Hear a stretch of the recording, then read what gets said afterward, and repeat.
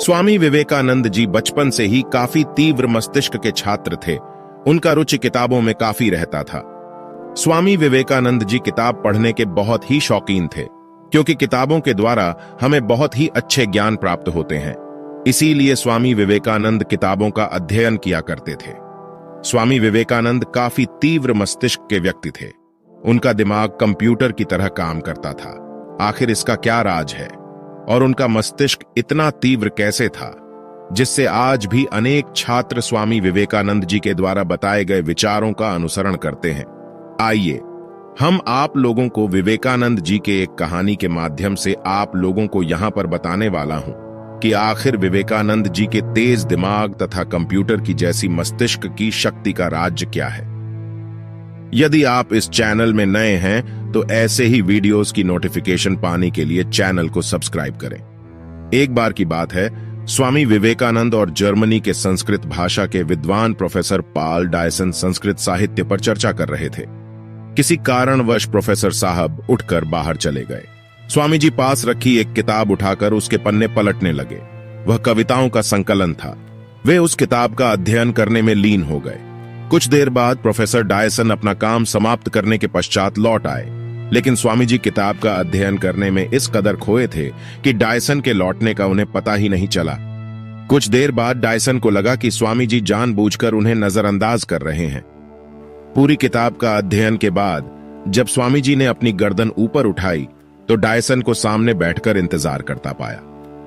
वे बोले, क्षमा कीजिएगा, मैं इस किताब का अध्ययन कर रहा था, इसलिए आप कब आए इसका पता ही नहीं चला। स्वामी विवेकानंद द्वारा माफी मांगने के बावजूद डायसन के मन का मलाल खत्म नहीं हुआ। उन्हें यही लगता रहा कि स्वामी जी ने जानबूझकर उनकी उपेक्षा की। स्वामी विवेकानंद उनके मन का भाव जान गए। उन्हें इस बात का काफी दुख हुआ। डायसन को यकीन दिलाने के लिए उन्होंने कहा कि आप इस किताब की कुछ पंक्तियां हमें सुना सकते हैं। इस पर स्वामी विवेकानंद जी तैयार हो गए और डायसन के द्वारा किताब के पेज नंबर तथा पंक्ति नंबर के नाम लेते ही स्वामी विवेकानंद जी ने सभी पंक्तियां पढ़कर सुना दी। इस पर डायसन को काफी आश्चर्य हुआ और उन्होंने कहा कि ऐसा कैसे हो सकता है कि जो किताब मैं 1 महीने में भी पूरा नहीं पढ़ पाया, वह आपने आधे घंटे में पूरी कैसे पढ़ डाली। क्योंकि यह कोई मामूली किताब नहीं थी, यह 200 पन्ने की किताब थी और स्वामी विवेकानंद जी ने मात्र आधे घंटे में संपूर्ण किताब का अध्ययन कर लिया। इस वजह से डायसन को काफी आश्चर्य हो रहा था। तब स्वामी विवेकानंद जी ने कहा, मिस्टर डायसन, जीवन में सबसे महत्वपूर्ण है एकाग्रता।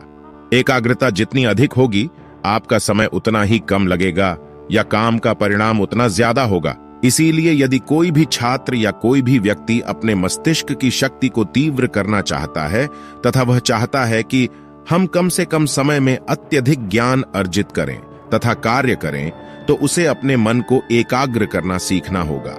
एकाग्रता में वह ताकत होती है जो आपके मस्तिष्क की संपूर्ण शक्ति को एक स्थान पर केंद्रित कर देती है। जिस प्रकार से एक टॉर्च की संपूर्ण रोशनी उसके फोकस पॉइंट पर होता है, जिसके कारण फोकस पॉइंट में काफी उजाला होता है और उसकी रोशनी काफी दूर तक जाती है।